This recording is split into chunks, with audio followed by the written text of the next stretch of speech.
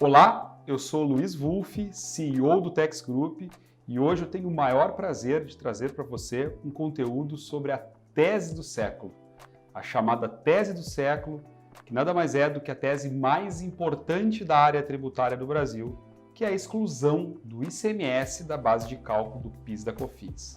Hoje o nosso objetivo é fazer uma grande aula sobre esse tema para que possamos explorar todas as facetas, todos os riscos, bem como todas as oportunidades relacionadas a essa tese em relação ao seu processo de habilitação, o seu processo de cálculo e os laudos necessários para que o contribuinte possa ter segurança jurídica na tomada do crédito tributário.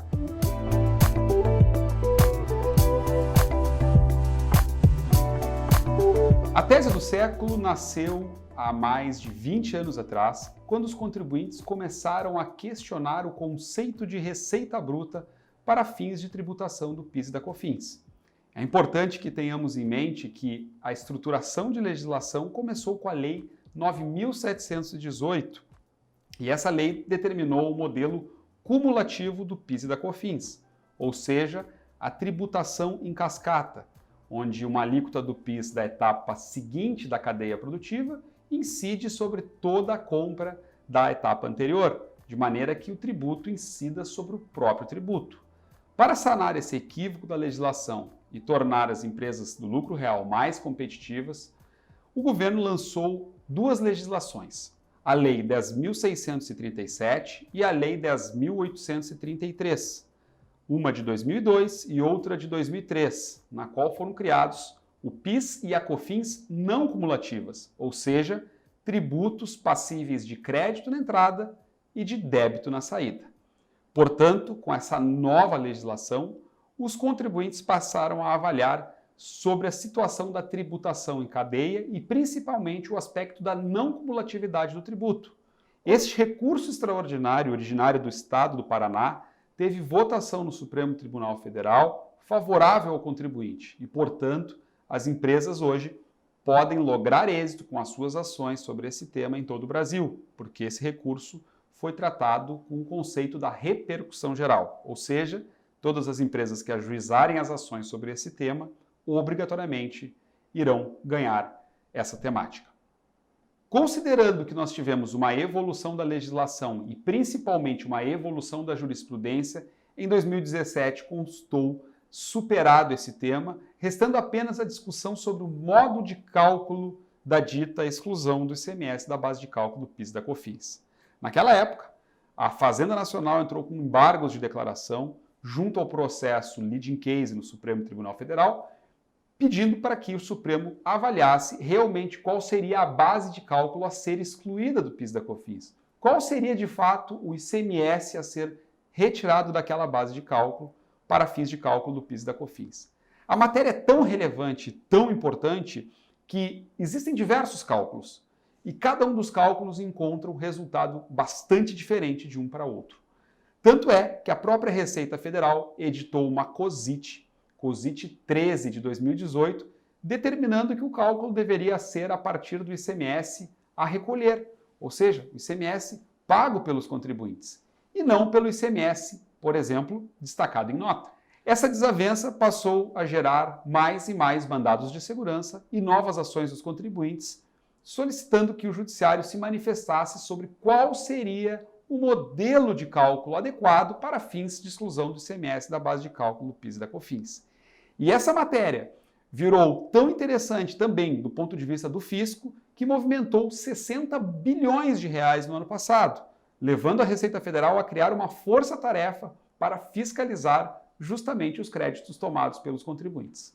Dentro desta força-tarefa, a Receita Federal buscará avaliar se a qualidade do crédito tributário que foi lançado pelos contribuintes vencedores da tese efetivamente condiz com aquilo que a sentença judicial determinou, ou então, se a sentença judicial não o determinou, aquilo que está previsto na própria COSIT, que a Receita Federal editou. Portanto, a importância do tema para todos os operadores, para todos os gestores de empresas, diretores, gerentes e heads de tributos de todo o Brasil, porque o tema mexe com volumes financeiros milionários, milionários não, bilionários, e, portanto, ele é muito importante para a União Federal e também muito importante para os contribuintes. Durante os últimos anos, nós tivemos milhares de contribuintes com as suas ações transitadas em julgado e, portanto, já podendo fazer uso do respectivo crédito. Porém, sempre se gera um grande impasse.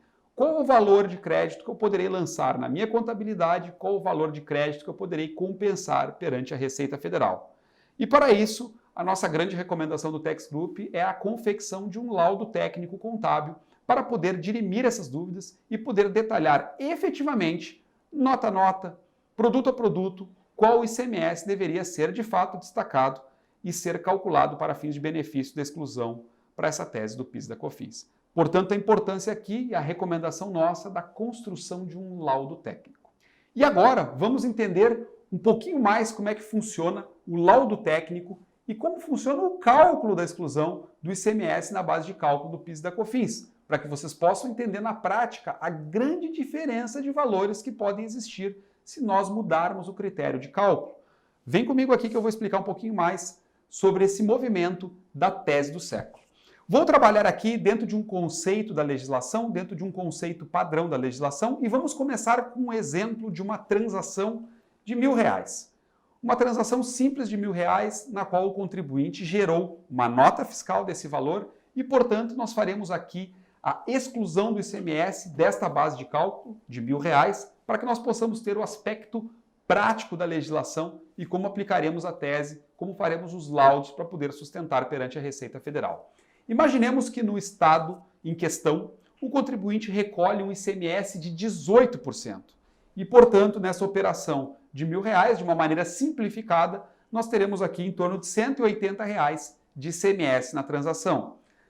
Temos que levar em conta que uma aplicação de uma alíquota de 9,25, aqui estou exemplificando uma alíquota de uma empresa lucro real no sistema de PIS e COFINS não cumulativo. Essa alíquota de 9,25 sobre uma base de R$1.000 levaria um total de tributos, de PIS e de COFINS, tributos federais, de R$ 92,50 nessa nossa conta. E, portanto, nós temos dentro desses R$1.000 os próprios R$180 do ICMS que compuseram essa venda de R$1.000. Dentro desse contexto, avançando um pouco mais no conceito do cálculo, uma vez que esses R$180 já estão lá dentro dos R$1.000, nós vamos fazer uma diferença de R$1.000 para 180 e vamos ter aqui uma base efetiva de R$820. Essa base de R$820, ao aplicarmos 9,25, seria a tributação correta, excluindo efetivamente o ICMS desta base de cálculo do PIS da COFINS. Vejam que esse contribuinte, em vez de pagar R$ 92,50 de PIS e COFINS, pagaria tão somente R$ 75,85, ou seja, uma diferença importante aqui de R$ 16, que no contexto geral desta operação, nós temos aqui em torno de 1,66% do valor total da venda. Alguns, inclusive, fazem esse cálculo. Quanto a tese pode recuperar para a minha empresa? Se a sua empresa fatura R$10 milhões, tente aplicar 1,5% numa média para que você chegue num cálculo efetivo daquilo que você poderá recuperar. E lembre, se a sua empresa fatura R$10 milhões ou R$1 bilhão, terão cálculos que serão condizentes com os tipos de operações da sua empresa. Não importa o tamanho da empresa, mas sim as operações. Se você é uma empresa que não tributa ICMS, você não terá nada para excluir de ICMS da base de cálculo PIS da COFINS. Se você é uma empresa que tributa muito ICMS, provavelmente você terá muitos valores a serem excluídos da base de cálculo. Se nós tomarmos esse padrão de 1,5% do faturamento e somarmos todos os faturamentos anteriores ao ajuizamento da ação, nós teremos aí sim um montante total estimado que essa empresa poderá recuperar. Nesse nosso caso aqui, nesse nosso exemplo prático, 16,65%, R$16,65 e um indexador de 1,66% em média nessa operação. Então vejam que realmente é uma grande diferença. Para cada transação de R$1.000, essa empresa economizaria R$16. Então é um grande número, de fato, a ser trabalhado. Importante entendermos agora que nós precisamos de um procedimento correto para poder habilitar a tese do século. Essa tese, uma vez que você ganha ela no judiciário, ela não é auto-aplicável para a sua empresa. Após ganhar a tese, é importante que o contribuinte siga alguns ritos importantes da própria legislação e A primeira etapa é instrumentalizar um processo administrativo junto à Receita Federal. Eu costumo sempre dizer, você ganhou a tese no judiciário, porém, você precisa submeter um processo administrativo para fins de aproveitamento dessa tese perante a Receita Federal. E o processo administrativo, vem comigo aqui que eu vou explicar, funciona da seguinte forma. Nós temos a Instrução Normativa 1717 de 2017, que prevê toda a base legal da compensação administrativa. E através dela, em um dos seus anexos, nós temos um formulário de uma página onde o contribuinte poderá preencher os dados do processo. Qual é o número do processo, qual é o valor que você irá aproveitar e compensar com essa tese que transitou em julgada, e este formulário deverá ser protocolado na Receita Federal do Brasil, para que a Receita Federal do Brasil possa efetivamente consultar o processo e avaliar se houve efetivamente o trânsito julgado, se o valor do seu crédito lançado nesse procedimento administrativo, nesse formulário, é condizente com o tamanho das suas operações da sua empresa. Portanto, nesse contexto, uma vez protocolado na Receita Federal, a Receita Federal avaliará esse procedimento e gerará o que nós chamamos de chave eletrônica. A chave eletrônica permitirá que o contribuinte avance no lançamento desse crédito fiscalmente na sua operação. Além de já ter reconhecido o crédito contabilmente, gerado uma receita em seu balanço em função do lançamento da decisão judicial transitada e julgada, o procedimento não contábil agora, mas fiscal que eu estou tratando, requer sim que eu utilize essa chave eletrônica para poder trabalhar uma declaração de compensação, uma PERDECOMP. E aqui a PERDECOMP vai gerar para o contribuinte basicamente dois caminhos. O primeiro caminho pode ser o da restituição, se a empresa tiver paciência para esperar a restituição desses valores, ou, como geralmente utilizado no mercado, o caminho da compensação, ou seja, o aproveitamento administrativo daquele trânsito julgado, daquela tese que você teve uma decisão favorável.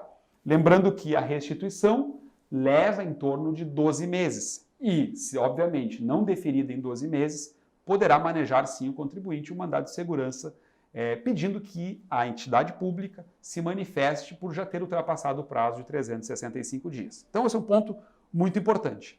Na segunda opção, a compensação, você deixa a sua empresa sujeita à fiscalização pelos próximos 60 meses. Portanto, como comentei antes, agora que foi criado um departamento de fiscalização, uma força-tarefa na Receita Federal justamente para tratar esse tema, é importante dizer que nos próximos 60 meses, após o aproveitamento do seu crédito, a Receita Federal poderá lhe fiscalizar, lhe gerar autos de infração. Por isso, da importância de ter uma base de dados muito bem estruturada para que a sua empresa não sofra o que nós chamamos de multa por transmissão equivocada de uma declaração de compensação, que pode ser de 150% e variar até 225%. Imagine um crédito de 10 milhões de reais e face a um equívoco desses, poderá gerar uma multa de 15 milhões. Além de você ter que devolver o crédito de 10, você ainda tem uma multa formal por erro de declaração, por erro de compensação ou por erro de apuração dos valores de 15 milhões. Ou seja, um número realmente muito alto, muito expressivo e que pode gerar grandes danos para a sua empresa.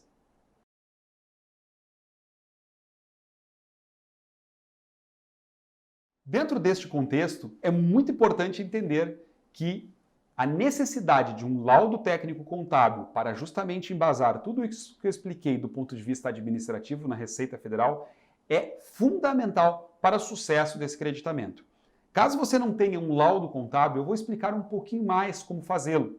O laudo contábil é importante em caso de fiscalização, uma vez que a própria Receita Federal, através da Portaria 10 de 2021, criou uma força-tarefa para isso. E o risco de auto de infração, bem como o risco de você não ter aproveitado todos os créditos disponíveis em sua escrituração fiscal é bastante alto. Portanto, realizar um laudo técnico contábil neste momento, antes do lançamento do crédito, ou mesmo após o lançamento do crédito, para revisar a sua veracidade, é fundamental. Venha comigo entender agora os modelos de laudos tributários, os modelos de cálculos que nós temos nessa disputa e que, obviamente, a partir desses embargos de declaração da Procuradoria-Geral da Fazenda Nacional, está sendo discutida no Supremo Tribunal Federal. E eu vou trazer aqui os principais cálculos, as principais vertentes, as principais ideias para que todos nós possamos entender. O primeiro deles, o mais tradicional, aquele que os contribuintes mais defendem, que os advogados mais defendem, que é o cálculo do ICMS efetivamente destacado em nota. Não o ICMS recolhido na escrita, mas o ICMS destacado em nota, ou seja, aquele ICMS daquela primeira conta que eu fiz no exemplo desse aulão sobre a tese do século. Lembram daqueles R$ 180 destacado em nota do nosso exemplo? É exatamente esse ICMS que a maioria dos contribuintes, a maioria dos juristas defendem no Brasil.